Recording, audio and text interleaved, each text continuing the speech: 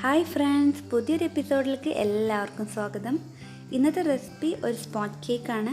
വളരെ സിമ്പിളായിട്ട് ഓവണും ബീറ്ററും ഒന്നും ഇല്ലാതെയാണ് ഞാൻ തയ്യാറാക്കിയിരിക്കുന്നത്. എങ്ങനെയെന്ന് നോക്കാം.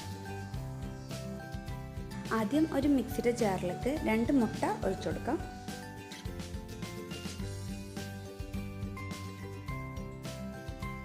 ഇനി അതിലേക്ക് 1/2 കപ്പ് പഞ്ചസാര, 1/2 കപ്പ് ഓയിൽ, ഇതെല്ലാം കൂടി ചേർത്ത് നന്നായിട്ടൊന്ന് അടിച്ചെടുക്കാം.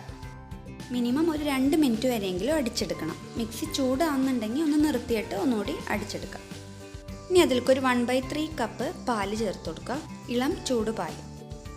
ഇനി അതിലേക്ക് 1 ടീസ്പൂൺ വാനില എസൻസ്, എന്നിട്ട് ഒന്നുകൂടി അടിച്ചെടുക്കാം. ഇനി ഇതൊരു ബൗളിലേക്ക് മാറ്റാം. ഇനി ഇതിലേക്ക് ബാക്കി ഡ്രൈ ഇൻഗ്രീഡിയൻസ് ആഡ് ചെയ്യാം. 1 കപ്പ് മൈദ, 1 teaspoon baking powder, 1/2 teaspoon baking soda, എന്നിട്ട് നന്നായിട്ടൊന്ന് അരിച്ചെടുക്കണം. ഇനി ഒരു സ്പാച്ചുല വെച്ചിട്ട് ഒന്ന് മിക്സ് ചെയ്തെടുക്കുക. ഡ്രൈ ഇൻഗ്രീഡിയൻസ് ആഡ് ചെയ്ത് കഴിഞ്ഞാൽ ഓവറായിട്ട് കലക്കരുത്. ജസ്റ്റ് ഇതേപോലെ ഒന്ന് ഫോൾഡ് ചെയ്തെടുക്കാൻ പാടുള്ളൂ.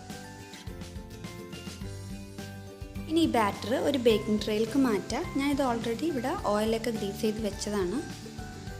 6 ഇഞ്ചിൻ്റെ ടിന്നാണ് ഞാൻ യൂസ് ചെയ്തിരിക്കുന്നത്. ഒന്ന് ജസ്റ്റ് ടാപ്പ് ചെയ്ത് കൊടുക്കാം. ഇനി ഒരു അടി കട്ടിയുള്ള പാത്രത്തിൽ എന്തെങ്കിലും തട്ടോ എന്തെങ്കിലും വെച്ചിട്ട് ഈ കേക്ക് ട്രേ അതിലേക്ക് വെച്ച് കൊടുക്കാം.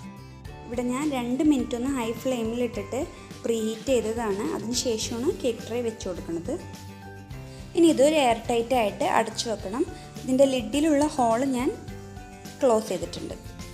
ഇനി ഒരു 40 to 45 മിനിറ്റ് ലോ ഫ്ലെയിമിൽ അടച്ചു വെക്കണം.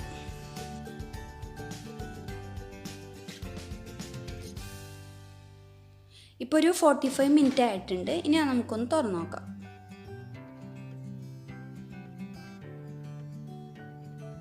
എന്നിട്ട് ഇതൊന്ന് കുക്കായോ നോക്കാം. അതിന് വേണ്ടി ഒരു സ്റ്റിക്ക് എന്തെങ്കിലും വെച്ചിട്ടൊന്ന് കുത്തി വെക്കാം. ഇതിപ്പോൾ ക്ലിയർ ആയിട്ട് കിട്ടിയിട്ടുണ്ട്. കേക്ക് ഇപ്പോൾ റെഡി ആയിട്ടുണ്ട്. ഇനി ഇത് ശരിക്കും ചൂടാറിയതിന് ശേഷം മാത്രം കേക്കിംഗ് ട്രേയിൽ നിന്ന് എടുക്കാൻ പാടുള്ളൂ.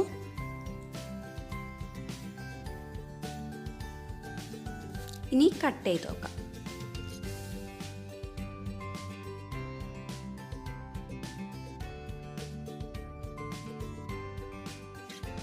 നല്ല സോഫ്റ്റ് ആയിട്ട് കിട്ടിയിട്ടുണ്ട്. വീട്ടിലുള്ള ഇൻഗ്രീഡിയൻസ് ഒക്കെ വെച്ച് വളരെ എളുപ്പത്തിൽ തയ്യാറാക്കിയെടുക്കാൻ പറ്റും. എല്ലാവരും ട്രൈ ചെയ്ത് നോക്കണം. ഫീഡ്ബാക്ക്സ് കമൻറ്റ് ചെയ്യണം. ഈ വീഡിയോ ഇഷ്ടപ്പെട്ടെങ്കിൽ ലൈക്ക് ചെയ്യുക, ഷെയർ ചെയ്യുക, ചാനലൊന്ന് സബ്സ്ക്രൈബ് ചെയ്യുക. Thanks for watching.